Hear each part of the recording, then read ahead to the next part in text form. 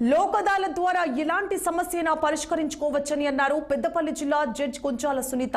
పెద్దపల్లి జిల్లా కేంద్రంలోని ప్రధాన కోర్టు కార్యాలయంలో ఆమె మాట్లాడారు.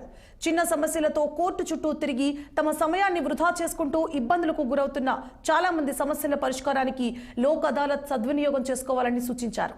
నిరుపేద కుటుంబాలకు కోర్టులో లాయర్లను పెట్టుకోలేని స్థితిలో ఉన్న వారికి కోర్టు ఉచితంగా లాయర్లను ఏర్పాటు చేస్తుందని జిల్లా జడ్జి కుంచాల సునీత వెల్లడించారు.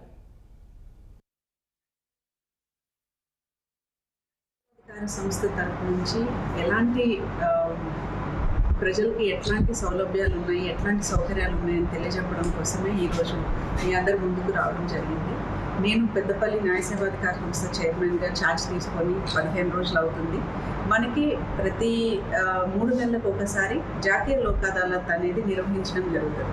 ఈ జాతీయ లోక్ అదాలత్లో మనం రాజీ పడదగ్గ కేసులు, అవి క్రిమినల్ కేసులు కావచ్చు, సివిల్ దావాలు కావచ్చు, కుటుంబ తగాదాలు కావచ్చు, అలాగే చెక్ బౌన్స్ కేసులు, బ్యాంకుల్లో మీకేమన్నా రుణాలు తీసుకొని మీ రుణం చెల్లించలేకపోతే బ్యాంకు వాళ్ళు వేసే కేసులు, ఇట్లాంటివి, అలాగే యాక్సిడెంట్ కేసులు, రోడ్ యాక్సిడెంట్ కేసులు, ఇట్లాంటివన్నీ కూడా మీరు ఇరుపక్షాలు కలిసి వచ్చి రాజీ చేసుకునే అవకాశం ఈ నేషనల్ లోక్ అదాలత్లో అందరికీ అందుబాటులో ఉంటుంది.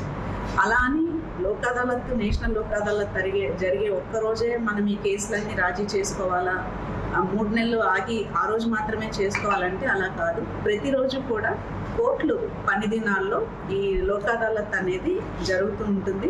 మీరు సోమవారం నుంచి శుక్రవారం వరకు ఏ రోజైనా సరే మీ కేసు రాజీ చేసుకోదలుచుకుంటే మా న్యాయ సేవాధికారి సంస్థ సెక్రటరీ గారు ఉన్నారు, సిబ్బంది కూడా మీకు అన్ని రోజులు అందుబాటులో ఉంటారు. మీరు అక్కడికి వచ్చి అసలు మీ కేసు అనేది రాజీ చేసుకోవచ్చా లేదా అనేది ముందు తెలుసుకోవచ్చు. ఒకవేళ రాజీ చేసుకోదలుచుకున్న కేసు అయితే మీరు ముందుకు వస్తే ఇరుపక్షాలు అంటే రెండో పార్టీని కూడా పిలిచి కూర్చోబెట్టి మాట్లాడి ఆ కేసు రాజీ చేయడం జరుగుతుంది.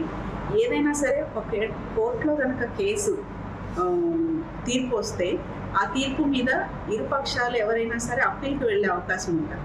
ఫస్ట్ అప్పీల్ జిల్లా కోర్టుకు చేసుకోవచ్చు, సెకండ్ అప్పీల్ హైకోర్టుకు చేసుకోవచ్చు, అట్లా సుప్రీంకోర్టు వరకు వెళ్ళడానికి